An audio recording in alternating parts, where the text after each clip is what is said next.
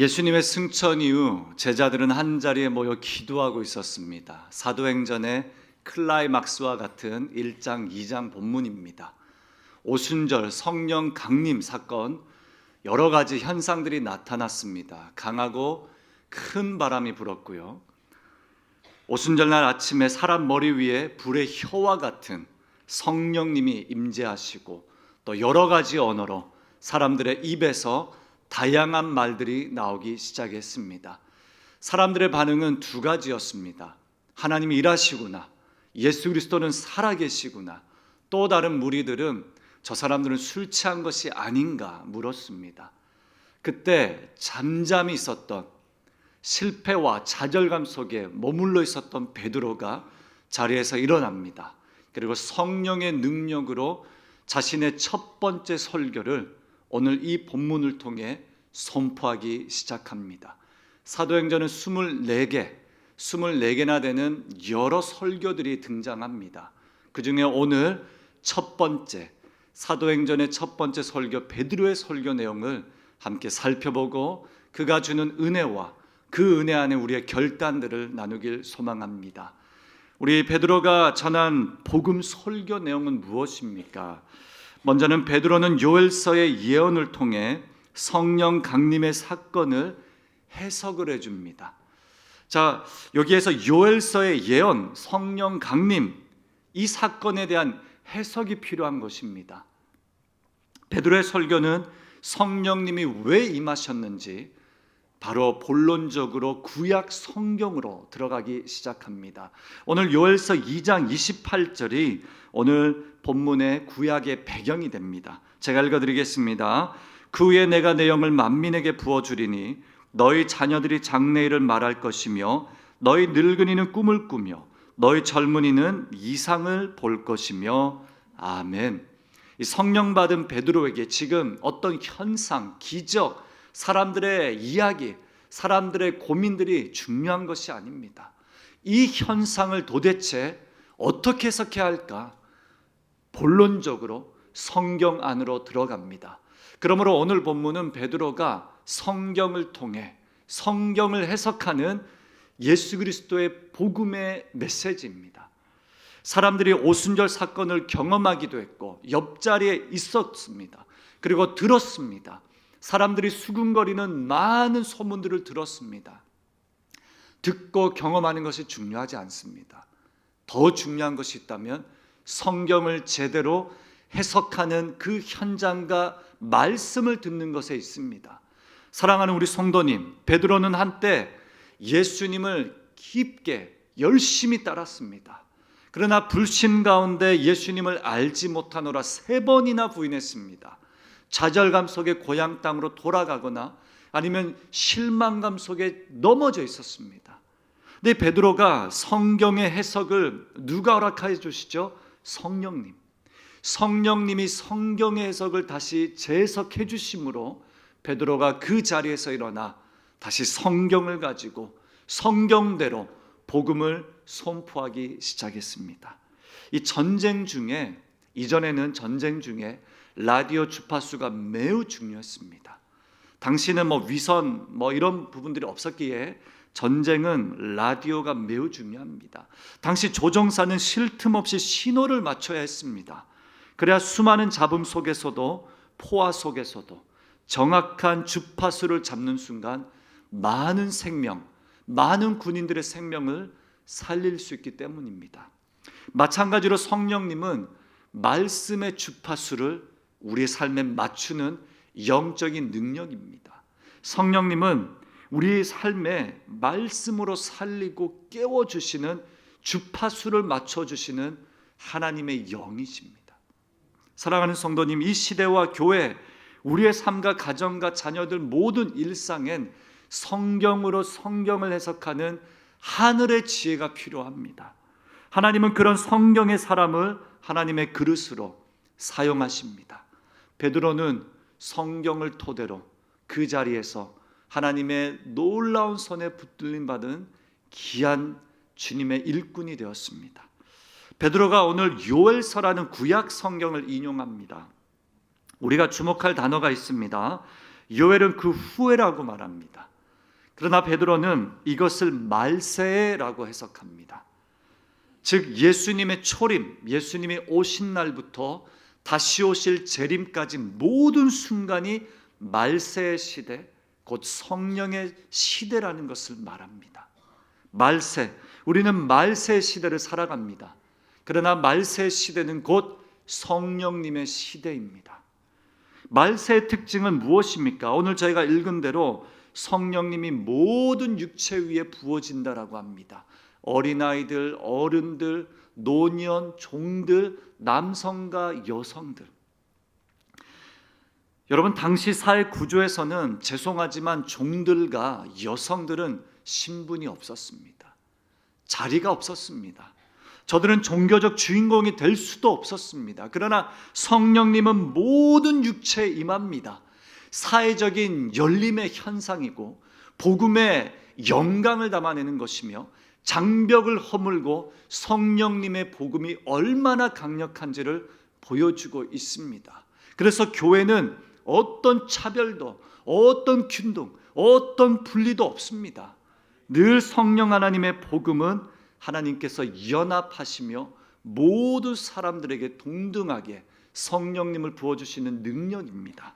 성령님이 말씀을 해석해 주시면 말씀으로 우리를 열어주시고 말씀으로 성경과 성경을 연결하여 예수 그리스도를 이해하게 되며 성경을 통해 우리는 세상과도 연결되는 이 예수 그리스도의 복음으로 증인의 삶이 연결이 되는 그 놀라운 현장을 우리가 말씀으로 읽고 있는 것입니다.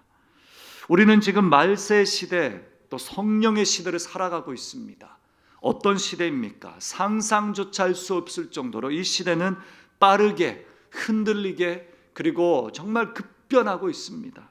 숨가쁘게 요동치는 국제 정세, 그리고 하루아침에 바뀌는 경제와 자본의 이 가치들, 멈출 줄 모르는 전쟁과 혐오, 수많은 분리와 분쟁, 걷잡을 수 없는 전쟁들이 이 사회적 갈등으로 우리 주변에 있습니다. 말세이기 때문입니다. 말세이지만 성령님의 시대인 것은 우리가 성경으로 이 시대를 해석하는 능력을 가졌습니다. 우리는 영안을 열어 이 시대를 어떻게 보며 이 시대를 어떻게 나아가며 어떻게 섬겨야 할지 성경 안에 하늘의 소망과 사회 회복과 모든 갈등의 회복을 주님이 이루어 주시리라 믿습니다. 성령은 사회적으로 막힌 길을 열어주십니다. 성령님은 성경을 가지고 사람의 손으로 고칠 수 없는 것도 고쳐주십니다. 모든 분쟁과 갈등과 모든 미움과 두려움 다 성령님이 성경 안에서 해결해 주시리라 믿습니다. 그러므로 우리가 성령의 사람이 되는 건 바로 성경으로, 성경 안에서 성경으로 세상 가운데 사람을 보고 시선으로 하나님의 나라를 소망하는 자녀들의 삶임을 믿습니다. 두 번째로 베드로가 선포한 이 복음 설교 내용엔 보다 중요한 핵심이 있습니다. 예수 그리스도이십니다. 예수님의 죽음과 부활 그리고 다윗 언약의 성취를 해석합니다. 우리가 전도를 할 때에 전도 전문이라는 것을 사용합니다. 사도 바울의 개인 간증을 전문으로 많이 사용합니다. 그러나 저는 이 베드로의 사도행전 2장이 얼마나 예수 그리스도에 대해서 깊게 다루고 있는지를 우리가 보고 배울 수 있습니다. 사랑하는 성도님, 베드로가 이와 같은 예수님을 잘 알지 못했습니다. 성령님이 임할 때에 구약 성경으로 자신이 듣고 배워왔던 모든 것이 퍼즐이 맞춰지기 시작했습니다. 그리고 담대하게 자리에서 일어난 무리들에게 예수 그리스도를 증거합니다. 어떤 예수님이십니까? 사도행전 2장 36절에 이렇게 고백합니다. 그런즉 이스라엘 온 집은 확실히 알지니 너희가 십자가에 못 박은 이 예수를 하나님이 주와 그리스도가 되게 하셨느니라 하니라. 아멘. 사람들은 예수님을 못을 박았습니다. 못 박았습니다. 죽였습니다. 그러나 하나님의 계획과 작정 안에 있었다라는 사실입니다. 그래서 절망이 사라지고 두려움이 사라진 것입니다. 한때는 예수님이 죽은 것 같았습니다. 사람들이 죽였구나, 이 자절감 속에 있었습니다. 그러나 하나님이 당시에 하나님의 계획과 작정이었음을 믿음으로 다시 한번 자신의 삶에 이 영의 은혜가 간직되었습니다. 베드로는 이어서 부활을 선포합니다. 예수님은 단순히 죽음에서 구조된 것이 아니라 죽음을 깨뜨리고 사망 권세를 이기고 이스라엘의 참된 왕이 되셨다라고 선포합니다. 베드로는 다윗의 시편 16편, 110편을 인용합니다. 그리고 이 말씀이 얼마나 오늘 예수 그리스도의 복음을 통해 실천되었고 이루어졌는지를 간증하고 있습니다. 당시 사람들은 다윗 그러면 다 좋아했거든요. 예수님은 싫어했지만 다윗은 좋아했습니다. 그러나 그들에게 다윗의 복음 안에 예수 그리스도가 그때부터 지금까지 하나님의 계획 속에 살아 있었음을, 그 복음의 원칙, 원리를 가르쳐주고 있습니다. 사랑하는 성도님, 모든 그리스도인들은 이 원리를 강력하게 믿어야 됩니다. 어떤 원리입니까? 성경은 성경으로 해석하는 것입니다. 그리고 성경은 예수 그리스도를 증거합니다. 이 두 가지 사실만 믿는다면 여러분들은 그리스도인으로서 또 성령의 사람으로서 흠이 없는 주님의 자녀, 종이 될 수 있습니다. 성경은 성경으로 해석합니다. 그리고 성경은 예수 그리스도만을 가르치고 증거하고 있습니다. 베드로는 마지막 설교의 절정을 이렇게 선포합니다. 너희가 십자가에 못 박은 이 예수를 하나님이 주와 그리스도가 되게 하셨다라고 말합니다. 예수는 단순한 선지자, 스승, 사랑 많은 어떤 인자한 아버지로서 죽으셨던 것이 아니라 예수님은 부활하시고 구원하시며 왕의 통치로 오늘까지 함께 하시노라 고백합니다. 성령 강림은 바로 이와 같은 왕이신 예수님의 통치가 시작되었다는 말세, 그러나 성령의 시대임을 구약을 통해 성경을 해석하고 이 성경을 통해 예수 그리스도가 보여지는 놀라운 복음의 설교를 하고 있는 것입니다. 베드로의 설교를 들은 많은 사람들에게 한 가지 반응이 나타납니다. 어떤 반응입니까? 오늘 본문에 찔림을 받았다라고 합니다. 모든 설교자들은 이 소망이 있습니다. 말씀을 나눌 때에 인간의 말, 사람의 말, 나의 생각이 아니라 하나님의 말씀이 담겨지기를 간절히 구하는 그 거룩에 대한 소망이 있습니다. 근데 또 한 가지 소망이 있습니다. 영적인 찔림이 나타나 우리가 회심의 자리로 나아가기를 소망합니다. 그러나 가끔 저는 성도님들을 보게 됩니다. 괜찮습니다. 저도 많이 졸았거든요. 그래서 하나님께서 그럼에도 불구하고 하나님이 영적인 찔림을 주시도록 소망하는 이 자리가 바로 이 자리입니다. 괜찮습니다. 평안하시길 바랍니다. 그러나 성경만이 들려지고 예수 그리스도 복음만이 선포된 현장에 성령님이 역사하십니다. 그리스도 복음을 들은 모든 사람들에게, 또 제자들에게 사람들은 묻습니다. 도대체 이제는 어떻게 해야 됩니까? 내가 예수님의 복음을 들었는데 이제 어떻게 해야 됩니까? 어떻게 해야 됩니까? 묻습니다. 베드로는 여러 이야기들 세 가지로 정리합니다. 한 가지 먼저는 회개하라라고 말씀합니다. 예수의 복음을 들었다면 이제는 회개해야 된다. 회개는 삶의 방향을 완전히 돌이키는 자리를 말합니다. 두 번째, 예수의 이름으로 세례를 받으라 명령합니다. 권면합니다. 세례는 무엇입니까? 내가 속해 있던 어떤 집단과 공동체에서 이제는 이탈해서 그리스도의 공동체로 유입되는 것을 말합니다. 세례는 놀라운 신분의 변화입니다. 그러므로 교회에서 세례를 받는다는 것, 우리가 세례식을 진행하지 않습니까? 이거는 교회에 성령님의 능력과 그리스도의 증거가 임하고 있다라는 놀라운 증거가 되는 사실입니다. 예수의 이름으로 세례를 받으십시오. 그러면 새로운 정체성이 선언되는 것입니다. 마지막으로 베드로는 죄사함과 성령의 선물을 받으라라고 권면합니다. 선물은 무엇입니까? 복음의 핵심의 열매가 바로 성령님이십니다. 사랑하는 성도님, 새로운 삶의 열매가 성령을 통해 공동체라는 이름으로 연결이 됩니다. 그래서 다음 주에는 공동체 안에 주님이 선물로 주신 이야기들을 함께 나누길 원합니다. 주님께서는 3,000명이나 되는 사람들이 세례를 받게 됩니다. 그리고 이 사람들의 삶에 회심이 일어납니다. 성경을 통해 성경을 설교하고 나니 성령님께서 저들의 심령 가운데 찔림을 주십니다. 찔림을 주실 때에 베드로에게 묻습니다. 나는 이제 어떻게 살아가야 합니까? 그때 회개하라. 그리고 세례를 받으라. 세례를 받으면 성령을 받게 된다라는 이 약속이 오늘 본문 이야기이며 우리의 삶에 나타나야 할 영의 증거입니다. 성령의 공동체는 사도의 가르침과 교제와 떡을 땜과 기도로 힘쓰며 추후에는 구제와 전도로 연결이 됩니다. 이 5가지 기능이 교회의 원론적인 이야기이며 교회의 원형이 됩니다. 사랑하는 성도님, 교회는 모일 때마다 말씀을 가르치고 떡을 떼며 교제하며 기도에 힘쓰며 무엇보다 전도하는 증거의 삶을 살아갈 때 그 모든 것이 성령님의 증거를 반영하게 됩니다. 그렇다면 성령님이 열어주신 이 시대를 이제는 우리가 어떻게 살아가야 합니까? 사람들이 물었던 그 어떻게, 우리도 물어야 할 것입니다. 사도행전 2장은 단순한 과거가 아니라 오늘 성령 시대를 살아가는 우리에게도 있는 하나님의 말씀입니다. 우리는 지금도 오순절 이후의 시대이며 성령의 시대를 살아가고 있기 때문입니다. 어떻게 살아갈 수 있습니까? 먼저는 성령 안에 복음을 더 밝히 보는 것입니다. 성령 안에 성경을 통해 예수 그리스도를 보는 이 시력이 회복되는 것을 말합니다. 사랑하는 성도님, 우리는 모든 것을 그리스도의 관점으로 바라볼 영적 시력 회복이 필요합니다. 이것이 세계관이죠.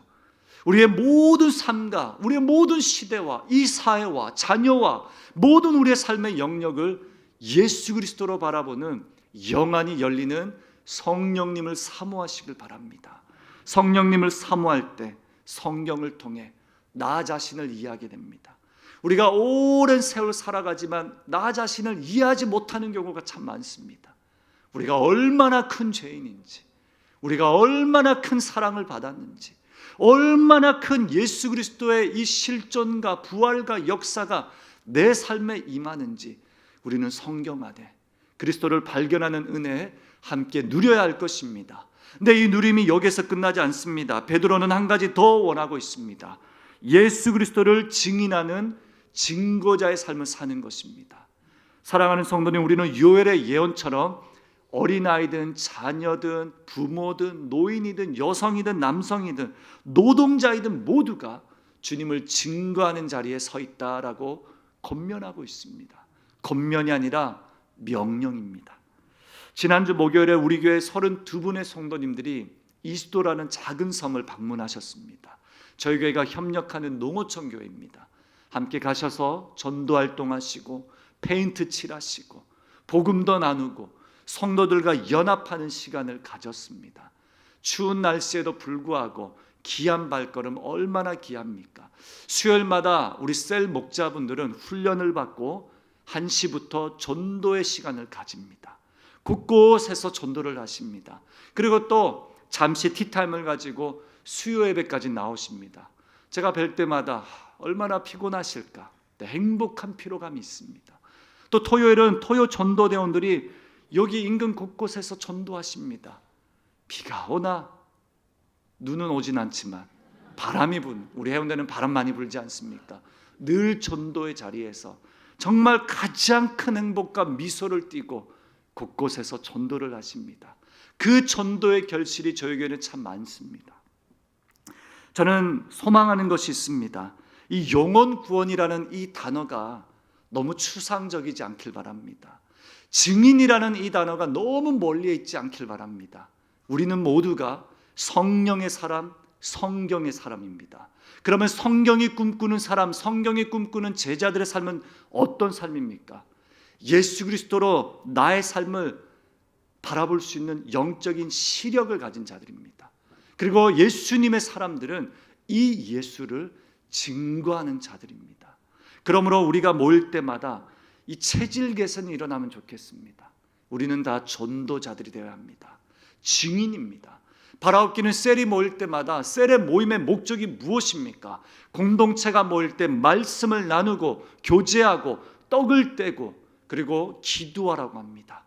그리고 이제는 전도하라고 하고 계십니다. 사랑하는 성도님, 우리 셀이 VIP, 우리 새신자들을 위한 기도 모임으로 충만하길 소망합니다. 우리 그런 체질 개선을 만들어 갈 것입니다. 셀이 모일 때 친교하고 교제하는 것으로만 끝나지 않습니다. 셀은 말씀으로 성경으로 성경을 해석하는 능력의 자리입니다. 그러므로 우리의 삶이 다시 새롭게 되며 우리의 삶이 새롭게 될 때에 우리는 증인으로 설 수 있기 때문입니다. 사랑하는 성도님, 주일학교 수련회와 여름 캠프가 끝나면 은혜 받았다로 끝나지 않길 바랍니다. 저는 교육자들과 함께 이야기 나누고 있습니다. 여름 성령학교 끝날 때마다 전도로 나아가라. 수련회 끝날 때마다 비점틀이 나가라. 뭐 단기 선교만을 말하는 것이 아닙니다. 해운대 일대를 말합니다. 지난주 저희가 러블린 프로젝트로 한 바퀴 돌지 않았습니까? 우리 6명의 친구들은 마음을 품고 도네이션하고 후원했습니다. 그때 인근에 있는 온누리교회는 자살 예방 운동을 5년째 하고 있습니다. 저희가 다녀온 다음에 파란색 티셔츠를 입고 나아갔습니다. 경쟁 대상이 아닙니다. 우리 온누리교회 목사님과 순복음교회 목사님과 담임 목사님과 함께 식사교제를 나눴습니다. 우리 이런 좋은 일 함께 하자. 해운대를 복음화시키는 일 함께 고민하자. 여러분 얼마나 감사합니까? 이 일대를 복음화시키는 건 교회 존재의 목적입니다. 성도의 존재의 목적도 구령의 사명입니다. 영혼 구원하여 제자 세운다? 이거는 리더들의 고민이지 아닙니다. 교회의 고민이며 교회의 존재의 목적입니다.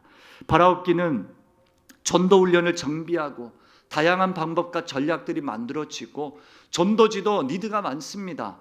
우리 부모 세대와 어린아이들, 청년들, 3040 특별히 외국인들이 많기 때문에 한 분은 영어 전도지 만들어달라. 저는 이런 이야기 들을 때마다 신이 납니다. 만들면 되지요. 요즘 뭐 번역기 돌리면 금방 나오는데 이게 만드는 게 중요한 게 아니라 잘 만들어서 함께 해야죠. 사랑하는 성도님, 저는 말세 신앙은 도피가 아니라 생각합니다. 말세 신앙은 두려워 떨고 이 시대가 너무 악하다 숨는 것이 아닙니다. 말세 신앙은 성령의 시대입니다. 증거자들로 충만한 하나님의 나라와 하나님의 영광을 말합니다. 우리 사랑하는 성도님, 세상 한복판에서 하나님의 나라를 증거하는 증인 되시길 주님의 이름으로 축복합니다. 해운대 지역은 뭐지요 여러분? 우리의 땅입니다. 저도 돌아다닐 때마다 누굴 전도할까 엘리베이터 탈 때마다 눈빛을 마주치는데 실수할 때도 많습니다. 우리 성도님인가 싶어서 제가 많이 봤는데요. 그럼 아닌데요. 뭐 그럴 때도 있고요. 최근에도 우리 아이들 학교 행사가 있어서 분주한 시간이었지만 일부러 갔습니다. 전도하려고. 물론 전략적으로 전도하는 것이 관계를 훼손시키는 경우도 있습니다. 관계가 우선이죠. 아빠들, 엄마들 인사하고 일부러 사진 찍어주고 제가 찍어주겠다고 하고 감사하게도 한 아이가 왔는지 모르겠지만 우리 막내가 전도해서 밑에 유년부실에 왔습니다. 무교였습니다. 사랑하는 성도님, 우리 모두가 함께 증거자의 이 영적인 체질 개선을 가지고 살아간다면 우리 교회 자리를 채우는 것이 우선이 아닙니다. 그 목적이 아닙니다. 그리스도를 증거할 때 예수를 가진 자가 또 다른 누구를 증거할 수 있는 영적인 순환이 이루어지는 것입니다. 하나님은 지금도 우리가 어찌할꼬라고 묻는 많은 영혼들을 우리에게 붙여주셨습니다. 예수님의 복음을 들었고 버젓이 교회가 있는 것을 알고 어릴 적 교회를 다녔는데 어떻게 할꼬? 이건 왜 그렇습니까? 성경을 몰라서 그렇습니다. 그러므로 셀을 통해 소그룹을 통해 주일학교를 통해 예배를 통해 성경을 함께 나누는 시간입니다. 성경을 통해 우리의 사명과 우리의 존재의 목적을 발견하는 것이죠. 바로 증거자, 증인입니다.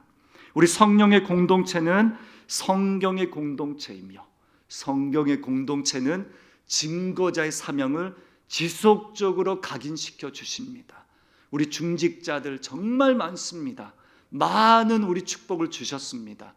우리 모든 중직자와 모든 성도들 다 구령의 사명자로 세워질 때 우리의 존재 목적을 하나님께 말세 시대에 뜻깊은 삶을 살아낼 수 있으리라 믿습니다. 오늘 초대교회 3,000명이 한날에 회심한 것처럼 하나님이 우리의 입술을 통해 회심의 역사를 다시 일으켜주시면 좋겠습니다. 보지 못했던 복음을 깨닫고 회심의 은혜를 경험하는 영혼들이 우리의 모임과 소그룹과 주일학교에서 가득 넘치길 소망하고 있습니다. 이 전도 폭발 훈련을 하면 D.L. 무디라는 사람의 이야기가 가장 많이 등장합니다. 근데 D.L. 무디 이전에 스펜서라는 D.L. 무디를 전도한 이 사람의 이야기가 또 등장합니다. 이 사람은 평범한 신발 가게 점원이었습니다. 일평생에 한 사람을 전도했다라고 하는데 그 사람이 D.L. 무디입니다. 이 스펜서는 이렇게 기도했습니다. 내가 크게 쓰임받은 것이 아니라 한 영혼이 크게 쓰임받도록 돕는 사람이 되고 싶습니다. 그렇게 기도했다라고 합니다. 그리고 D.L. 무디는 어떤 사람이 됩니까? 스펜서의 전도를 받아 이 시대가 낳은 최고의 부흥 목회자, 사역자, 전도자입니다. D.L. 무디를 통해 복음을 듣고 회심한 사람들이 3,000명이 넘을 것입니다. 사랑하는 성도님, 우리가 호련함 가운데 스쳐 지나가듯 한 사람을 교회로 데리고 왔거나 한 사람에게 예수님을 전할 때 그 한 사람은 또 이 세상 가운데 예수 그리스도가 보낸 증거자로 살아갈 수 있으리라 믿습니다. 한 영혼 철학이 여기에서 나옵니다. 사랑하는 성도님, 우리 모두 흥분되어 살아가면 좋겠습니다. 어떻게 하면 전도할까? 어떻게 하면 한 영혼을 주님께로 인도할까? 예수 그리스도의 심장이 나의 심장이 되어 뜨거운 가슴으로 살아가면 좋겠습니다. 그럴 때 교회도 나의 부서도 사역원도 다른 각도로 보이리라 생각됩니다. 사랑하는 성도님, 성령님이 역사하시는 시대는 끝나지 않았습니다. 주님 다시 오실 때까지 끝나지 않는 것입니다. 그 시대를 우리가 말세로만 살아가겠습니까? 아니요. 성경은 성령의 시대로 살아가라고 말씀하십니다. 성령의 시대는 더 분명히 믿고 더 견고하게 예수님을 붙들고 더 확신 가운데 성경을 붙잡고 성경으로 이 시대를 바라보며 영혼에게 다가가 성경 안에 재해석된 말씀으로 이야기 가운데 증거의 능력이 나타나길 간절히 소망합니다. 새로운 언어가 필요합니다. 전도는 우리의 방식, 우리의 스타일로만 되면 안 됩니다. 새로운 스토리가 필요합니다.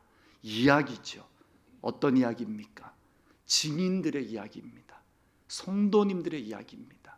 삶의 이야기입니다.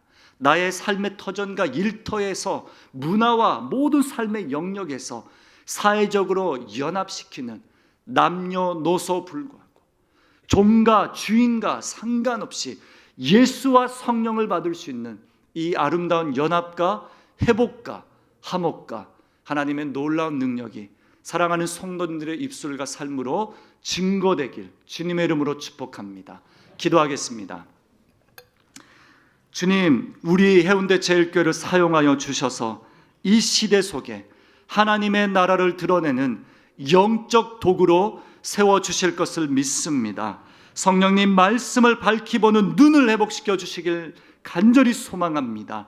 성경을 가지고 하나님 우리가 어떤 존재인지 어떤 삶을 살아내야 하는지 주여 내가 이제는 어떻게 할까 묻는 많은 영혼들에게 그리스도의 참된 복음을 증거할 수 있는 증인이 되길 간절히 소망합니다. 초대교회처럼 말씀과 기도, 증거와 교제, 참된 하나님 공동체 성을 통하여 전도의 문이 열려있는 해운대 제일교회 되길 간절히 축복하여 주옵소서. 우리 셀과 소그룹과 모든 우리 주일학교와 공동체와 사역원이 영혼 구원하여 예수님의 사람을 세우는데 목숨을 거는 주님의 교회 되기를 간절히 바랍니다. 하나님 힘써 지키며 말씀과 성령님이 이끌어 주시는 대로 성경이 꿈꾸는 교회, 성경이 꿈꾸는 제자, 성경이 꿈꾸는 세상을 함께 만들어갈 수 있길 소망합니다.